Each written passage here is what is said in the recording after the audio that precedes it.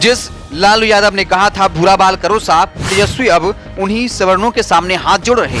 चुनाव से पहले तेजस्वी को फिर से आने लगी भूमिहार समाज की याद। कभी तेजस्वी यादव ने स्वर्ण समाज से हाथ जोड़कर मांगी थी माफी, कहा हमें माफ कर दीजिए, पुरानी बातों को भूल जाते हैं। लेकिन उनकी पार्टी के नेता स्वर्ण समाज को करते रहे टारगेट। लेकिन एक बार फिर से जैसे ही सारी स्वर्ण जातियां एक मंच पर आई, तेजस्वी यादव ने फिर से विनती कर ली, हाथ जोड़ लिया और कहा हम चाहते हैं आप लोगों का भी भला। आखिर बिहार की सियासत में ऐसा क्या हुआ, आपको पूरी कहानी बताएंगे। उससे पहले गुजारिश है, चैनल पर पहली बार आए हैं तो सब्सक्राइब करें, वीडियो को लाइक करें।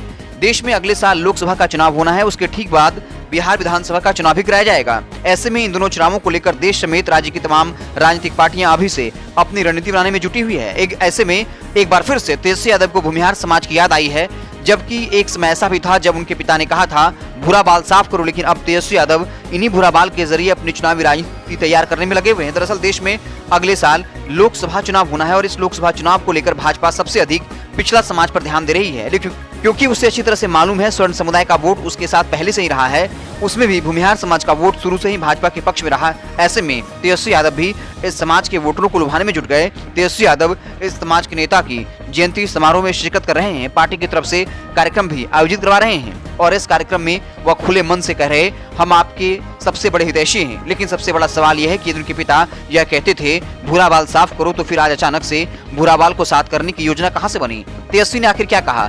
तेजस्वी यादव खुद की पार्टी राजद की तरफ से आयोजित डॉक्टर श्री कृष्ण सिंह की जयंती पखवाड़े के सफल समारोह में पहुंचे थे, जहां उन्होंने कहा पिछले चुनाव में पार्टी ने भूमिहार समाज के नेता को अपना उम्मीदवार बनाया।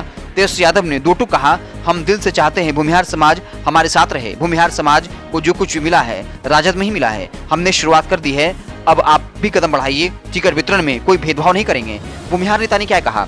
तेजस्वी के इन बातों को लेकर भूमिहार समाज के नेता ने बात की तो कहा राजद नेता तेजस्वी भले ही यह बोल रहे हो उन्होंने भूमिहार समाज को बहुत बढ़ावा दिया है, लेकिन हकीकत यह है उनकी पार्टी अभी भी MY समीकरण से ऊपर नहीं उठी है। इस बार राजद के पिछले साल में उनकी सोच बदली है और भूमिहार समुदाय से आने वाले अनंत सिंह की पत्नी नीलम देवी को टिकट दिया। MLC चुनाव में भूमिहार समुदाय के 5 नेताओं को टिकट दिया। राज्यसभा में भूमिहार समुदाय से आने वाले अमरिंदर सिंधारी सिंह को भेजा। लेकिन यह सब उनके चुनावी एजेंडे हैं, नीतीश कुमार पर दबाव बनाने का तरीका, ताकि वो इस समाज का समर्थन लेकर CM की कुर्सी पर बैठ सकें। तेजस्वी के इस बयान के पीछे की क्या है वजह? लेकिन अभी भी सबसे बड़ा सवाल यही है। तेजस्वी यादव के पिता RJD प्रमुख लालू यादव ने भूरा बाल साफ करो का नारा दिया था। ये नारा भूमिहार, राजपूत, ब्राह्मण और लाला समुदाय को राजनीतिक रूप से अप्रासंगिक करने के लिए था। लालू यादव के इस नारे के चलते RJD के साथ साथ तेजस्वी यादव के लिए आगे की सियासी राह मुश्किल हो रही थी। लेकिन अब तेजस्वी अपनी पार्टी को MY के दायरे से निकालकर A to Z की पार्टी बनाने में लगे हुए हैं। वहीं राजनीतिक जानकारों की माने तो बिहार में सत्तारूढ़ गठबंधन में परिवर्तन के बाद भूमिहार समुदाय की राजनीतिक अहमियत बढ़ गई है।